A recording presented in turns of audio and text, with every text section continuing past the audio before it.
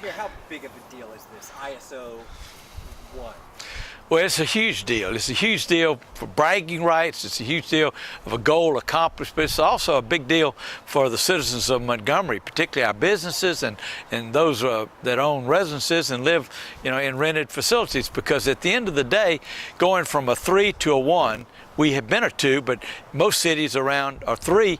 That's almost a 5% savings on your insurance.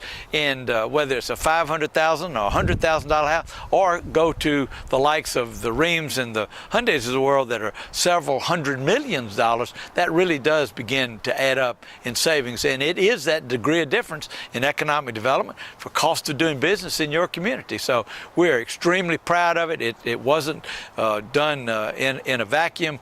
Certainly the fire department and Chief Milford Jordan have a lot to do with it, but it's a partnership with our communications organization, who really are the first contact getting to the information to the fire department, and then to go to the response and to be able to have a water supply in the right spot at the right pressure to be able to do that. So it is a great partnership between communications, fire, and the Montgomery Water Board.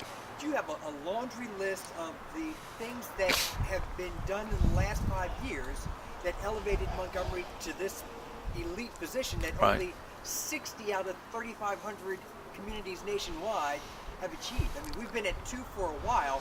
What put us over the top? Well, first of all, there's never been a 1 in the state of Alabama. So we're the only one in the history of this rating. Obviously, having stations that are in the right spot, the one we're at today, Fire Station 9, moved from a double wide across the street, able to get more suppression, more emergency management, emergency technicians in this station were a big thing.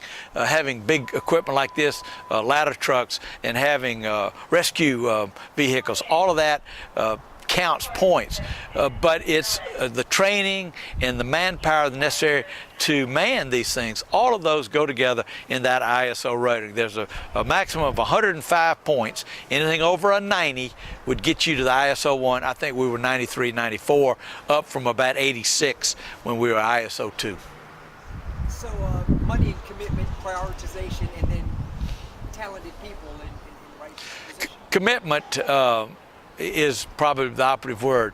There are a lot of people that have the money, have the equipment, have the locations, but you've got to take the time to really document and really do that degree of difference to what it takes to be a world championship. We just talked about Alabama and Auburn. I mean, this is a world championship of ISO ratings to be able to get the 1. Congratulations. Thank you.